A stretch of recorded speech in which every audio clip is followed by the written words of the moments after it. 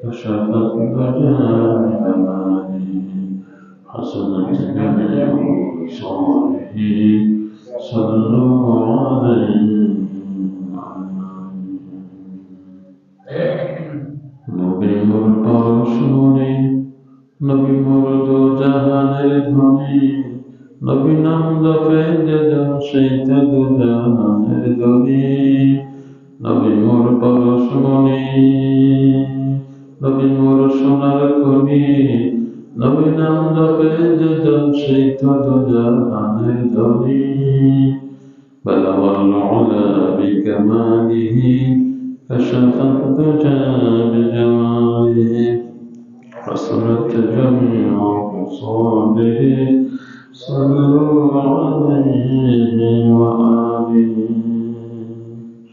سبحانك لا علم لنا إلا ما علمتنا إنك أنت العليم الحكيم رب زدني علما رب اشرح لي صدري ويسر لي أمري واحلل عقدة من لساني يفقهوا قولي أما بعد معظم المحترم حضرات المسلمين الكرام السلام عليكم ورحمة الله وبركاته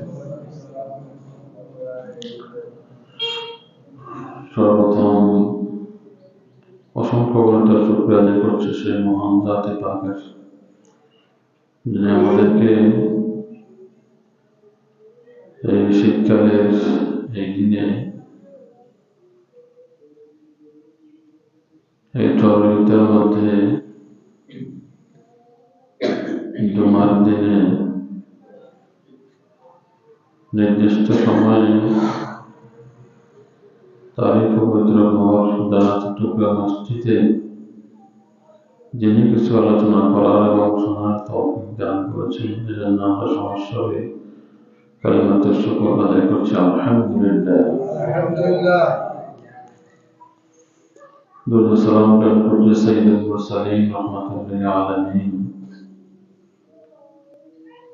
খাতামুন নবিয়্যিন মুহাম্মদুর রাসূলুল্লাহ সাল্লাল্লাহু আলাইহি ওয়াসাল্লামের প্রতি যিনি মক্কায় 13টি বছর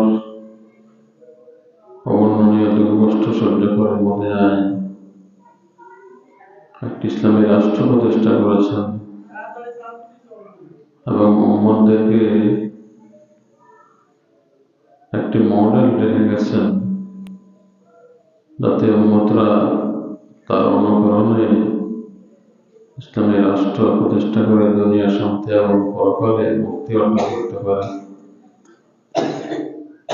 সৃষ্টির শুরু থেকে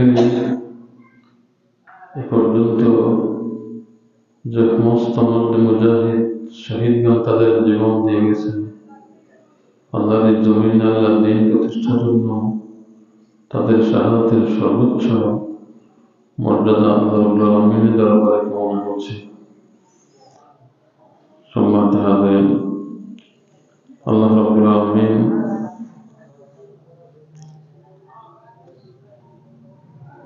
আমাদেরকে এই পৃথিবীতে মুসলমানের ঘরে জন্মগ্রহণ করার মাধ্যমে অনেক সৌভাগ্যশালী করেছেন।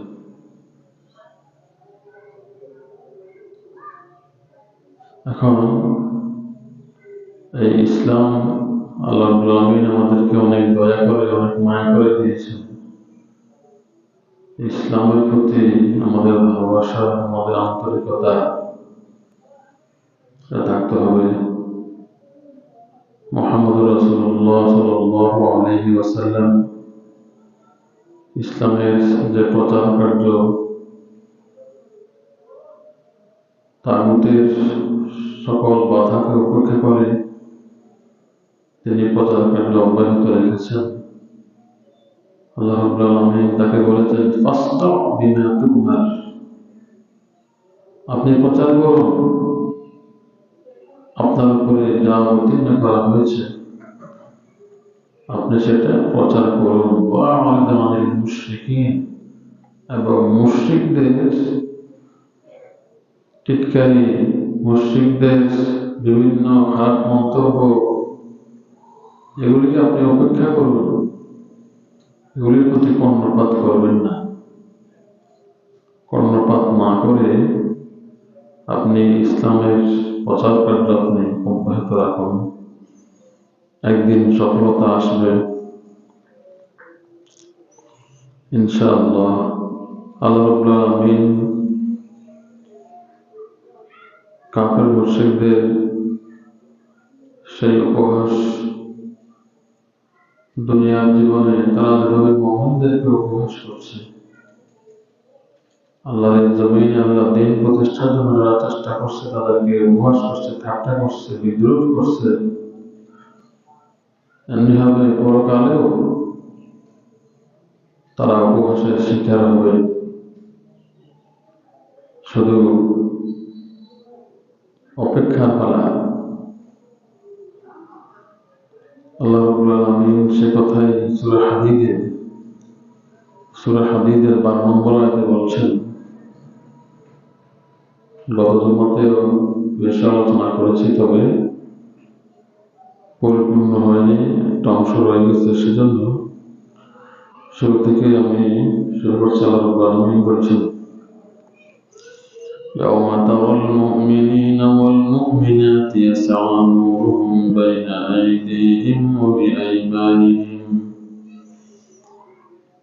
হে রাসূল, দুনিয়াতে এই কাফেররা আপনাদেরকে মুমিনদেরকে আপনাকে অনেক টিটকারি করতেছে, অত্যাচার করতেছে, কিন্তু আপনি ঘাবড়াবেন না। সেদিন কিয়ামতের ময়দানেও মুমিনদের সামনে এবং ডানে আলো থাকবে, কিন্তু কাফেরদের সামনে এবং ডানে আলো থাকবে না। আপনি দেখবেন যে মুমিনদেরকে তাদের সামনে এবং তাদের ডানে আলো চলে যাচ্ছে।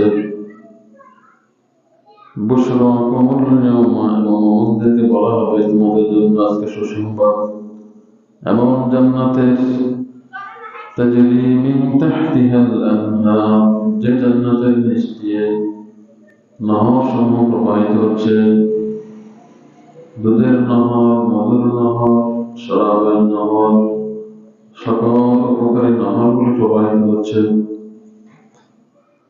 খালিদিনা ফিহা, মুমিনরা সেই জান্নাতে চিরস্থায়ী থাকবে। যালিকা হুয়াল ফাওজুল আযীম, আর এটা হচ্ছে মুমিনদের সফলতা, মহান সফলতা।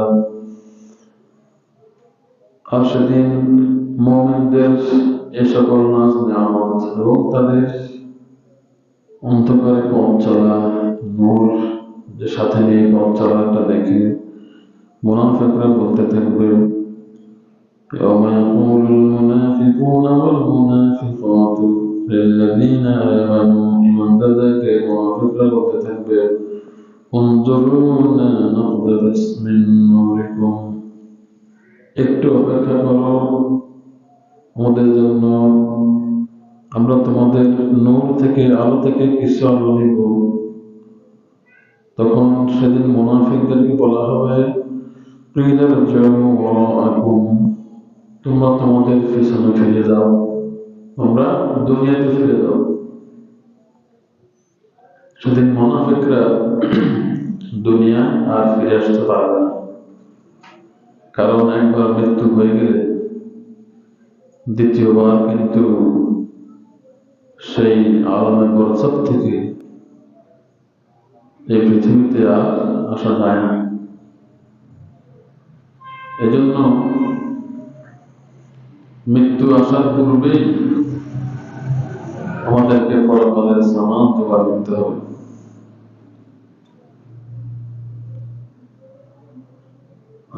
قيل ارجعوا وراءكم فالتمسوا نورا, সেদিন মুনাফিকদেরকে বলা হবে তোমরা দুনিয়াতে ফিরে যাও এবং তোমাদের দুনিয়া থেকে এই আলো সংগ্রহ করো।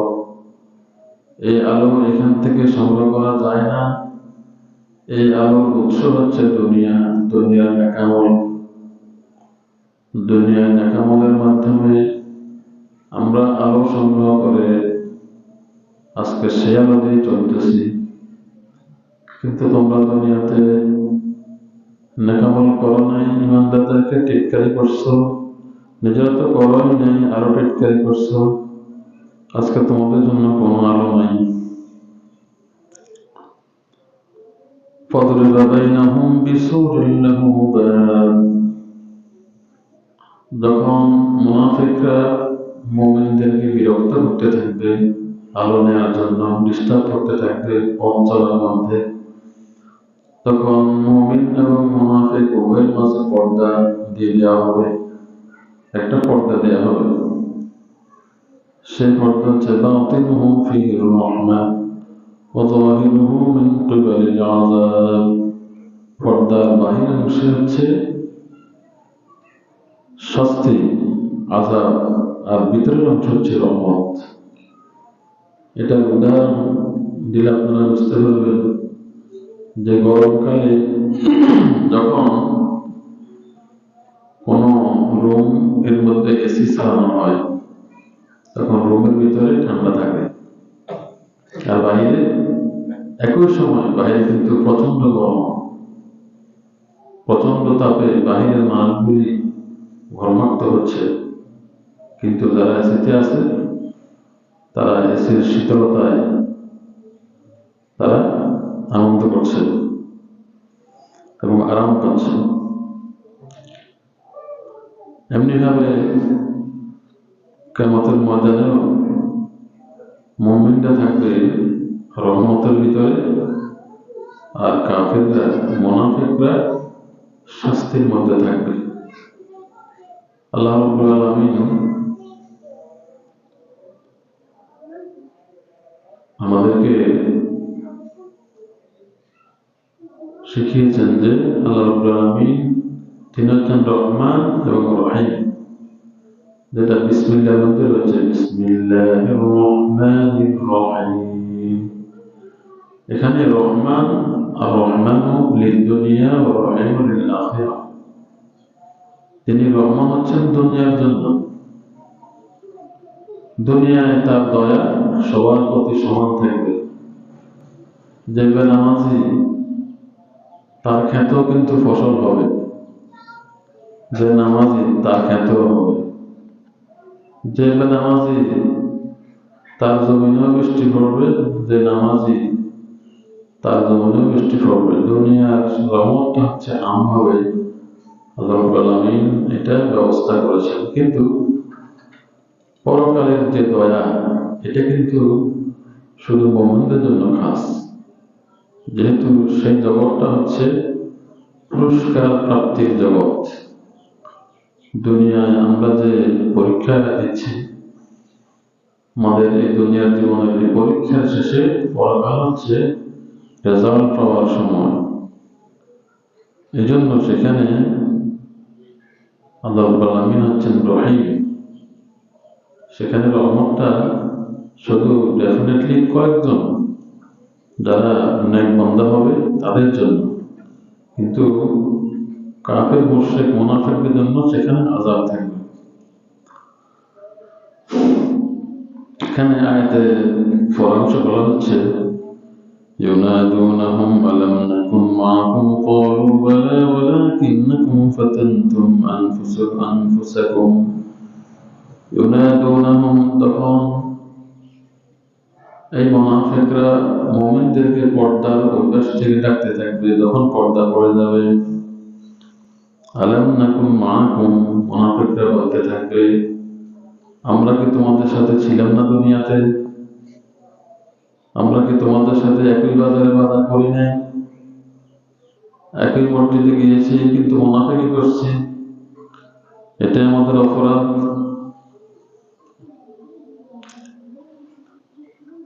ক্বালু বালা, তখন মুমিনরা বলবে হ্যাঁ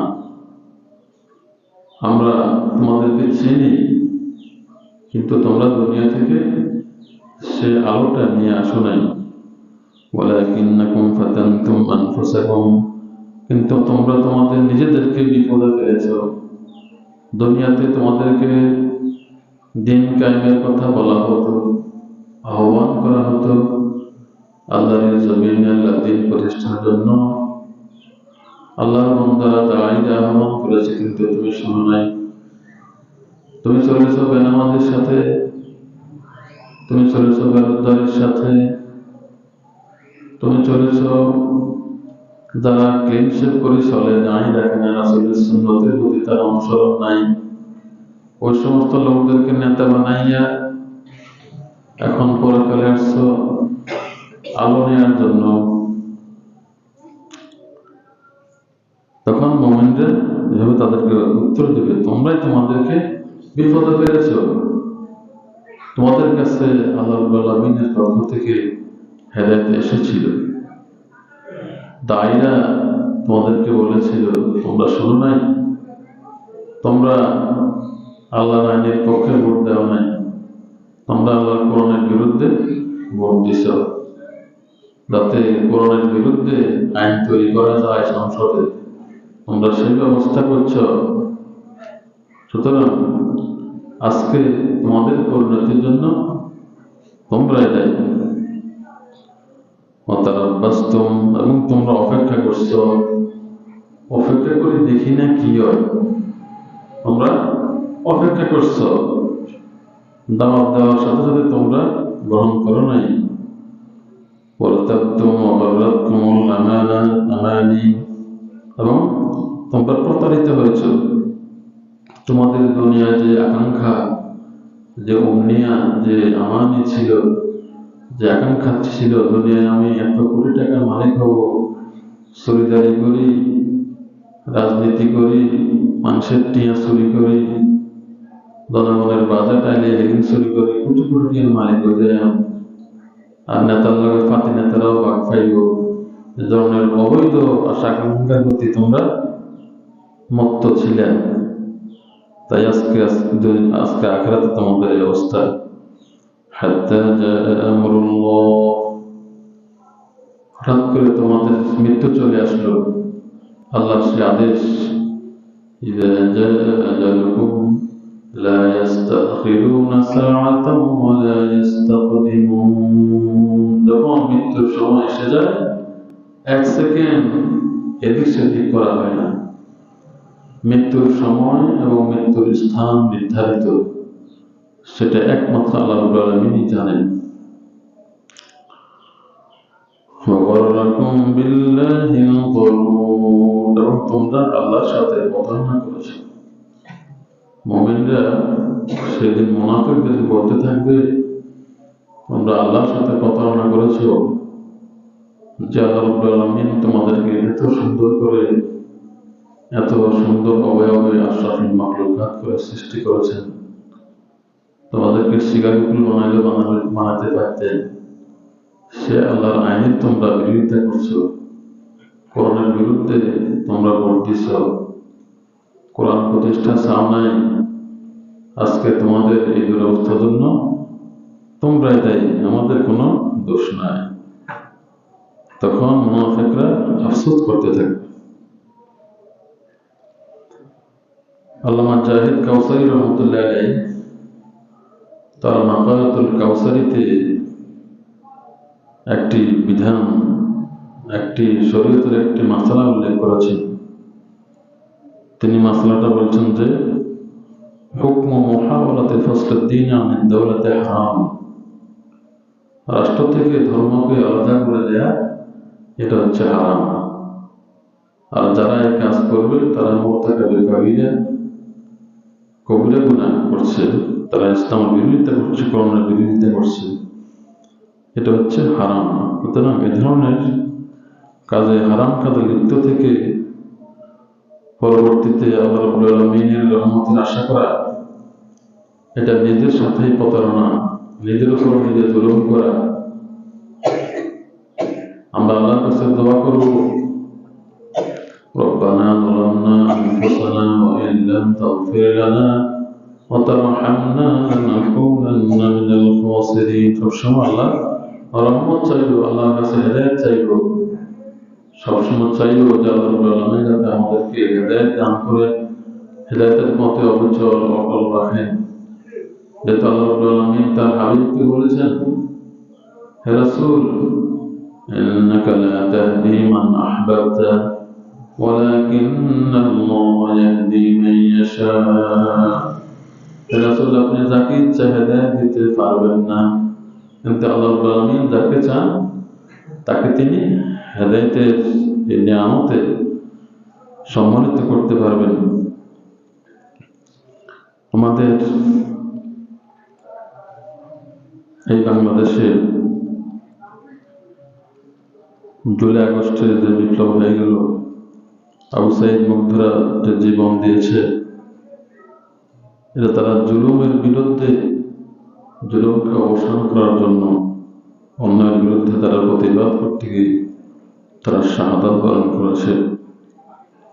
সুতরাং এই ফসলুদ্দিন আনিদ দাওলা, ধর্ম থেকে, রাষ্ট্র থেকে ধর্মকে আলাদা করে দেওয়া, এটা হচ্ছে ধর্ম নিরপেক্ষ মতবাদের একটি সূত্র। আর যে সমস্ত দল এই রাষ্ট্র থেকে ধর্মকে আলাদা করার এই সূত্রে তারা কাজ করে, তারা প্রত্যেকে সেকুলার, তারাই ধর্ম নিরপেক্ষ মতবাদের অনুসারী। সুতরাং আমি আল্লাহ রাব্বুল আলামিনকে রব সব জায়গায় মানতে হবে, যেহেতু আল্লাহ রাব্বুল আলামিন আমাদেরকে আল্লাহ ওয়াহদে প্রশ্ন করেছেন, আলাস্তু বিরাব্বিকুম, আমি কি তোমাদের প্রভু নই? তখন আমরা সবাই, সব রূহগুলি উত্তরে কি বলেছিল? ক্বালু বালা, ইয়া আল্লাহ, আপনি আমাদের রব। আর এই রব মানে সব জায়গায় আমাকে আল্লাহকে রব হিসাবে আমরা মানতে হবে। সুতরাং আল্লাহ রাব্বুল আলামিন আমাদেরকে যে লালন পালন করেন, আমাদেরকে রিজিক দেন, সবসময় আল্লাহ রাব্বুল আলামিনের শুকরিয়া এবং তাকে সব জায়গায় রব হিসাবে আমরা মানতে হবে। মুহাম্মদুর রাসূলুল্লাহ সাল্লাল্লাহু আলাইহি সাল্লামকে একমাত্র আদর্শ, একমাত্র উত্তম আদর্শ হিসাবে তাকে গ্রহণ করে নিতে হবে। আল্লাহ রাব্বুল আলামিন সেই কথাটাই আমাদেরকে বলেছেন, লাকাদ কানা লাকুম ফি রাসূলিল্লাহি উসওয়াতুন হাসানাহ, তোমাদের জন্য মুহাম্মদুর রাসূলুল্লাহ সাল্লাল্লাহু আলাইহি সাল্লামের জীবনে রয়েছে উসওয়া হাসানা, উত্তম আদর্শ। সুতরাং এই উত্তম আদর্শ, রাসূলের আদর্শের প্রতিষ্ঠার জন্য আমাদেরকে সবাইকে কাজ করতে হবে। একমাত্র অনুসরণীয়, অনুকরণীয় আদর্শ হতে পারে রাসূলুল্লাহ সাল্লাল্লাহু আলাইহি সাল্লামের আদর্শ। সুতরাং ধর্ম নিরপেক্ষ মতবাদীরা তারা রাসূলকে আদর্শ হিসেবে মানে না, তারা তাদের নেতাকে আদর্শ হিসেবে মানে। রাষ্ট্র ক্ষমতায় ইসলাম থাকুক, ইসলাম প্রতিষ্ঠা হোক, এটা যদি কেউ না মানে তার কিন্তু ঈমান থাকতে পারে না, সে মুসলিম থাকতে পারে না। সে মুসলিম অথচ সে চায় না যে ইসলাম রাষ্ট্র ক্ষমতায় যাক। এটা খুবই লজ্জার, খুবই দুঃখ এবং পরিতাপের বিষয়। সুতরাং এই বিষয়গুলি আমাদেরকে খুবই সতর্কতার সাথেই অনুসরণ করতে হবে, অনুধাবন করতে হবে। আর মুহাম্মদুর রাসূলুল্লাহ সাল্লাল্লাহু আলাইহি সাল্লাম হচ্ছেন শেষ নবী, খাতামুন নবিয়্যিন, তারপরে আর কোনো নবী আসবে না। আল্লাহ রাব্বুল আলামিন কালাম পাকে বলেছেন, মা কানা মুহাম্মাদুন আবা আহাদিন মির রিজালিকুম ওয়ালাকিন রাসূলুল্লাহি ওয়া খাতামান নাবিয়্যিন। মা কানা মুহাম্মাদুন, মুহাম্মদ সাল্লাল্লাহু আলাইহি ওয়াসাল্লাম, আবা আহাদিন মির রিজালিকুম, তোমাদের কোন পুরুষদের পিতা নয়, তোমাদের পুরুষদের পিতা নয়। এর অর্থ হচ্ছে মুহাম্মদ রাসূলুল্লাহ সাল্লাল্লাহু আলাইহি ওয়াসাল্লামের যে ছেলে সন্তানগুলি ছিলেন, তারা অত্যন্ত ছোট বয়সেই ইন্তেকাল করেছেন। প্রাপ্তবয়স্ক হওয়ার আগেই তারা ইন্তেকাল করেছেন। এই জন্য বলা হচ্ছে আয়াতে ওয়ালাকিন রাসূলুল্লাহি ওয়া খাতামান নাবিয়্যিন, কিন্তু তিনি হচ্ছেন আল্লাহর রাসূল এবং তিনি হচ্ছেন শেষ নবী, তারপর আর কোনো নবী আসবে না। সুতরাং যারা মনে করে যে রাসূলের পরে আরো নবী আসতে পারে, তারা হচ্ছে কাফের। তাদেরকে যারা কাফের মনে করবে না, তারাও কাফের হবে। কারণ কোন দেশে মুসলিম, হিন্দু, বৌদ্ধ, খ্রিস্টান, তারা যারা বিভিন্ন ধর্মের লোকজন বাস করে, কাদিয়ানীরাও সেভাবে মুসলিমের আইডেন্টিটি পরিচয় না নিয়ে তারা তাদের যে মতবাদ সেই হিসেবে তারা বাস করতে পারে, কিন্তু মুসলিম হিসাবে পরিচয় দিয়ে তারা এভাবে পরিচয় দিতে পারে না, তারা মুসলিম নয়। তারা নিজেদেরকে বলে আহমদিয়া জামাত, আহমদিয়া মুসলিম জামাত। তারা আসলে আহমদিয়া মুসলিম জামাত না, তারা হচ্ছে আহমদিয়া কাফের জামাত। তারা নিজেদেরকে মুসলিম হিসেবে পরিচয় দেয়, কিন্তু আসলে তারা রাসূলকে শেষ নবী না মানার কারণে তারা কিন্তু মুসলিম থাকতে পারে না। আল্লাহ রাব্বুল আলামিন আমাদের জন্য মুহাম্মদুর রাসূলুল্লাহ সাল্লাল্লাহু আলাইহি ওয়াসাল্লামের মাধ্যমে যে কালিমা পাঠিয়েছেন, রাসূল যে কালিমার দাওয়াত দিয়েছেন, ইয়া আইয়ুহান নাস কুলু লা ইলাহা ইল্লাল্লাহ তুফলিহুন, হে লোক সকল তোমরা বলো লা ইলাহা ইল্লাল্লাহ, তাহলে তোমরা সফল কাম হবে, দুনিয়ায় তোমাদেরকে ক্ষমতা দেয়া হবে, দুনিয়ায় তোমরা ক্ষমতাবান হবে। যারা এই হাদিসটা বলে তারা পরের অংশ বলে না, প্রথম অংশটা বলে যে কুলু লা ইলাহা ইল্লাল্লাহ তুফলিহুন, তোমরা লা ইলাহা ইল্লাল্লাহ বলো সফল হবে। কিন্তু পরের অংশতে এই হাদিসে রাসূল যে বলছে যে আল্লাহ তোমাদেরকে ক্ষমতা দান করবেন, যদি তোমরা মনে প্রাণে আল্লাহ সার্বভৌমত্ব স্বীকার করে নিতে পারো, তাহলে তোমাদেরকে দুনিয়ায় ক্ষমতা দিবেন, তোমরা নেতৃত্ব দিবে। তোমরা অন্য কারো কর্তৃত্ব থাকার মতো জাতি না। মুসলিমদেরকে আল্লাহ রাসূল জাগিয়ে তুলেছেন। এভাবে এই জাগানি, এই হাদিসের পরের অংশটা এটা গোপন রাখা হয়। এই বিষয়টা আমাদেরকে জানতে হবে। মুসলিমরা কারো কর্তৃত্বাধীন নয়। ইসলাম এসেছে এই বিশ্বের নেতৃত্ব দেওয়ার জন্য। আল্লাহ রাব্বুল আলামিন সূরা সফে বলেছেন, ওয়াল্লাযী আরসালা রাসূলাহু বিল হুদা ওয়া দীনিল হক লিইয়ুযহিরাহু আলাদ দীনি কুল্লিহি ওয়ালাউ কারিহাল মুশরিকুন। তিনি ওই সত্তা, পবিত্র যিনি তার রাসূলকে পাঠিয়েছেন সত্য দিন সহকারে, যাতে তিনি দুনিয়ায় প্রতিষ্ঠিত সকল বাতিল মতবাদকে উৎখাত করে ইসলামকে প্রতিষ্ঠা করতে পারেন। রাসূল প্রেরণের উদ্দেশ্য হচ্ছে এটা। আর এই কালিমাকে মনে প্রাণে গ্রহণ করে নেয়ার পরে এবং আমার জীবনের প্রতিটি ক্ষেত্রে কালিমাকে অ্যাপ্লাই করার পরেই আল্লাহ আমাদেরকে ক্ষমতা দিবেন। আর কালিমার প্রথম অংশ লা ইলাহা ইল্লাল্লাহ, এটা তাওহীদের ব্যাপারে বলা হচ্ছে। আর পরের অংশে মুহাম্মাদুর রাসূলুল্লাহ, এখানে রিসালাত, রাসূলের রিসালাতকে স্বীকার করে নেয়া। কাদিয়ানীরা কিন্তু রাসূলের যে শেষ নবী এটা মানে না। এই না মানার কারণে তারা কাফের। আর বনী ইসরাঈল, এই যে পৃথিবীতে আল্লাহ রাব্বুল আলামিন যত নবী পাঠিয়েছেন, এই নবীদের এক নবীর পরে আরেক নবী এভাবে ধারাবাহিকভাবে তিনি রাসূল নবী পাঠিয়ে গেছেন। এখানে কোনো গ্যাপ ছিল না।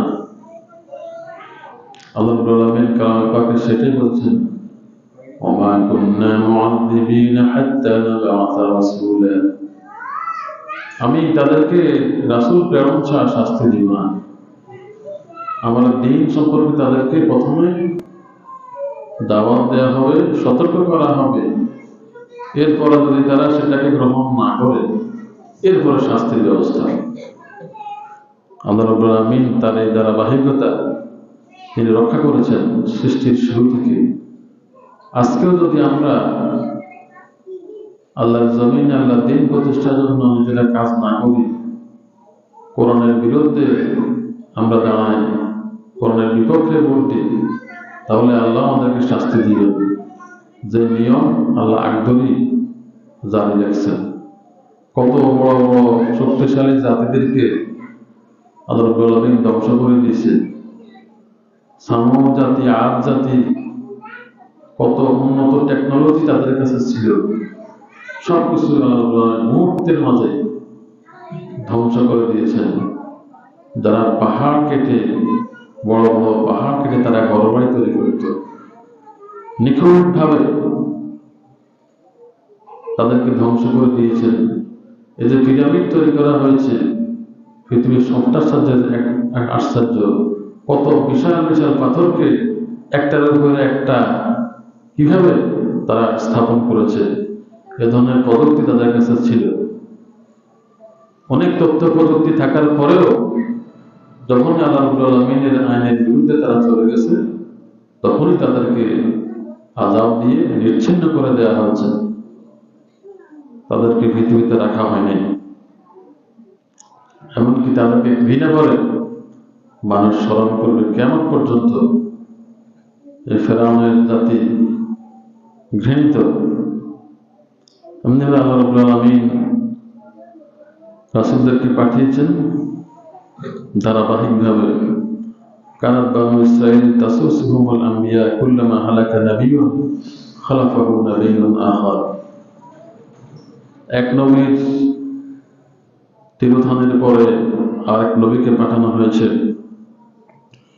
আর মুহাম্মদ সাল্লাল্লাহু আলাইহি ওয়াসাল্লাম হচ্ছেন সর্বশেষ নবী, যিনি নবুয়তের বিশাল প্রাসাদের মধ্যে সর্বশেষ ইট হচ্ছেন মুহাম্মদ রাসূলুল্লাহ সাল্লাল্লাহু আলাইহি ওয়াসাল্লাম। তিনি বলেছেন, আনা হাযিহিল লাবিনা আনা খাতামুন নাবিয়্যিন লা নাবিয়্যা বা'দি। লাবিনা হচ্ছে ইট, নবুয়তের প্রাসাদের সর্বশেষ ইটটি হচ্ছে আমি, আমার পরে আর কোনো নবী আসবে না। রাসূল সাল্লাল্লাহু আলাইহি ওয়াসাল্লাম বলেছেন যে লাউ কানা বা'দি নাবিয়্যান লাকানা ওমর, যদি আমার পরে কোনো নবী হতো তাহলে ওমর নবী হতো। এটা দ্বারাও কি বোঝা যায় রাসূলের পরে আর কোনো নবী নাই। এবং রাসূলের পরে নবী আছে যারা বিশ্বাস করে তারা হচ্ছে কাফের। এবং কাদিয়ানীদের পক্ষ থেকে যারা বিভিন্ন টাকা পয়সা পাইয়া এদের লোক আছে, তারা অবশ্য সাবধান হওয়া উচিত। যে হাদিস এই বিষয়ে বিশাল ধমক দেওয়া হয়েছে।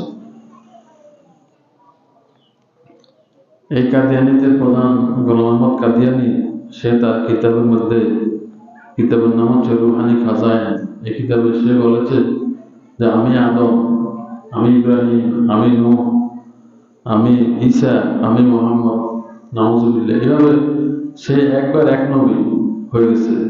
মানে পাগল মার্কা ছিল একটা লোক, গোলাম আহমদ পাগলের মতো কথা বলতো, আর তার অনুসারীও ছিল। পাগলের কিছু অনুসারী থাকে।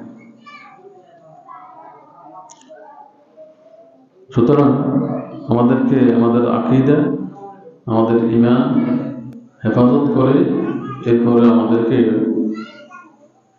খালেস ঈমানের মাধ্যমে আমল করতে হবে। হাদিসে এসেছে আখিরুদ্দীনাকা ইয়াকফিকাল আমালুল কলিল। তোমার ঈমানকে তুমি খাঁটি করো, ঈমানকে দুরুস্ত করো, এরপরে দেখা গেছে অল্প আমলই যথেষ্ট।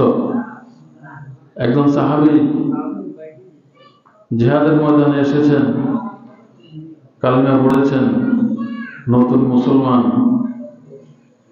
তখন তিনি কালিমা পড়ে তিনি জিহাদে অংশগ্রহণ করেছেন, শহীদ হয়েছেন। রাসূল সাল্লাল্লাহু আলাইহি ওয়াসাল্লাম বলেছেন তাকে আমেলা কালিল উজরা কাসির, সে আমল করছে একবারই কম। কালিমা পাওয়ার সাথে সাথে তার অতীতের সকল বদ আমলগুলো ডিলিট হয়ে গেছে, কিন্তু কোনো আমল করার সুযোগ পান নাই। কিন্তু আল্লাহ জমিনে আল্লাহ দ্বীন প্রতিষ্ঠার জন্য জিহাদে অংশগ্রহণ করেছে রাসূলের সাথে, সে শাহাদাতের মর্যাদা পেয়েছে। আল্লাহ রাব্বুল আলামিন আমাদেরকে